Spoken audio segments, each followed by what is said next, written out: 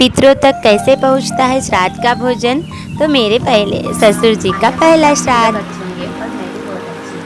आज है मेरा ससुर जी का पहला श्राद्ध और ये मेरा ब्लॉग होने वाला है श्राद्ध पितृपक्ष में श्राद्ध का जो पूजा होता है उसके ऊपर पहले में हम लोग कैसे सेलिब्रेट करते कैसे मनाते हैं वो, और उसके बाद में श्राद्ध का पूजा, और फिर हम लोग श्राद्ध के लिए मैं अपने छोटे बच्चों को बुलाने वाली हूँ खाने के लिए। तो लास्ट तक बने रहिएगा। वीडियो अच्छी लगे तो लाइक और शेयर कीजिएगा, सब्सक्राइब कीजिएगा।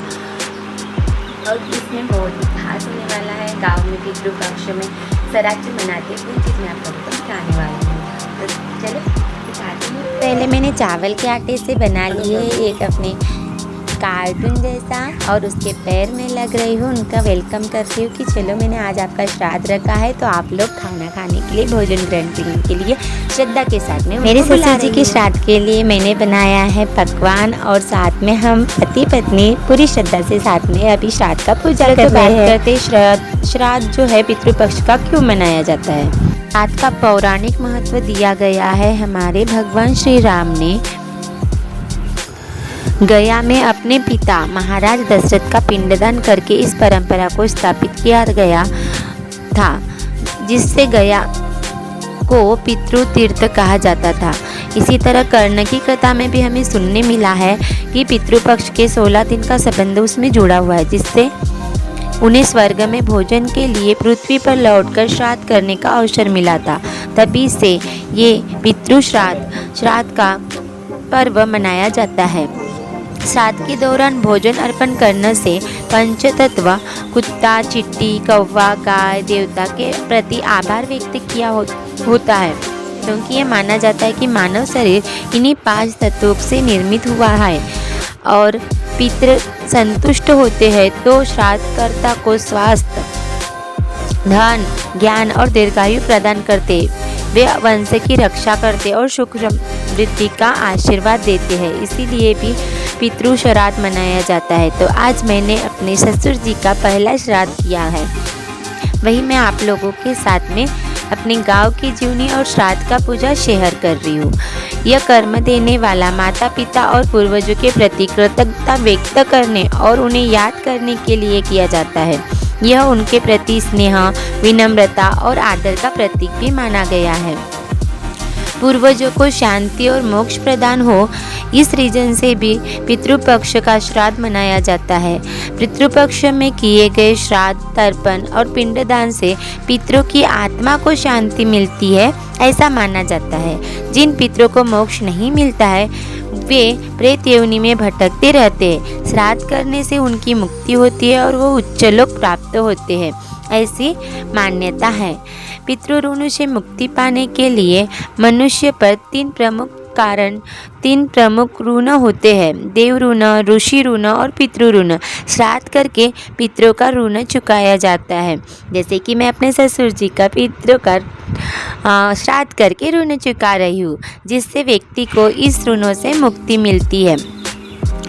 हिंदू धर्म में पितरों का श्राद्ध पूर्वजों के प्रति कृतज्ञता व्यक्त करने के लिए, उन्हें संतुष्ट करने के लिए और पितृ ऋण से मुक्ति पाने के लिए किया जाता है।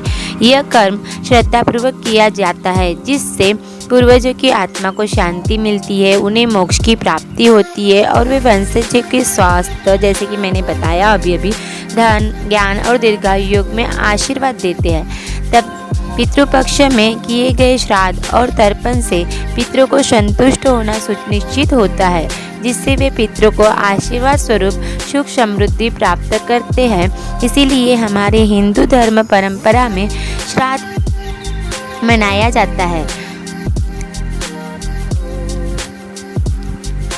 तो इसी तरह मैंने भी अपने ससुर जी का पहला श्राद्ध मनाया है और वही मैं आप लोगों से शेयर कर रही हूँ। अगर वीडियो मेरी अच्छी लगती हो आपको तो प्लीज़ लाइक कीजिए, सपोर्ट कीजिए और अपना आशीर्वाद बनाए रखें। अब जो बाबूजी के लिए हमने खाना भोजन निकाला था उसे हम बाहर, घर के बाहर रखते ताकि कौवा चींटी खाए, तो उनसे इन्हें कौवा चींटी ने खाने के बाद ये श्राद्ध का पर्व पावन माना जाता है। इसीलिए इसको भोजन को एक तुरई के पत्ते में जो हमने भोजन उनके लिए बनाया था स्पेशल, वो भोजन को हम बाहर रख देते हैं। तो ये मेरे पतिदेव जी बाहर रख रहे हैं पूरी श्रद्धा के साथ में।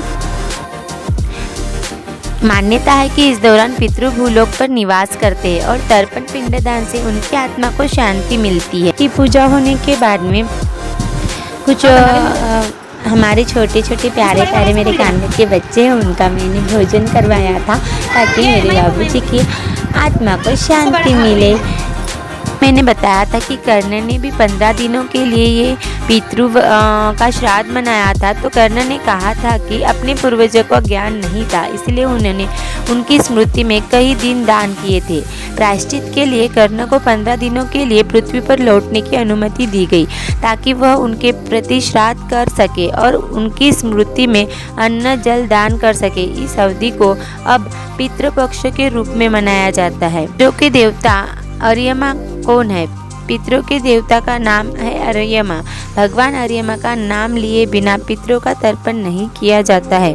गरुड़ पुराण के अनुसार अर्यमा कश्यप ऋषि और अदिति के पुत्र है। अर्यमा को आर्यमान भी कहा जाता है। श्राद्ध मृत्यु के 1 साल बाद किया जाता है, जब व्यक्ति की वार्षिक क्रिया पूरी हो जाती है, यानी मृत्यु के पहले वर्ष पूरा होने पर मृत्यु की उसी हिंदी तिथि पर श्राद्ध किया जाता है, जिसे बर्षी या वार्षिक कहते हैं। यह क्रिया पितृपक्ष में या किसी अन्य शुभ तिथि पर किया जाता है, लेकिन पहली बार मृत्यु होने के बाद के पहले वर्ष से होकर पूरा आवश्यक। श्राद्ध की उत्पत्ति श्रद्धा से हुई है, यानी कि अपने पितरों के प्रति सच्ची श्रद्धा रखने का पर्व ही श्राद्ध माना गया है।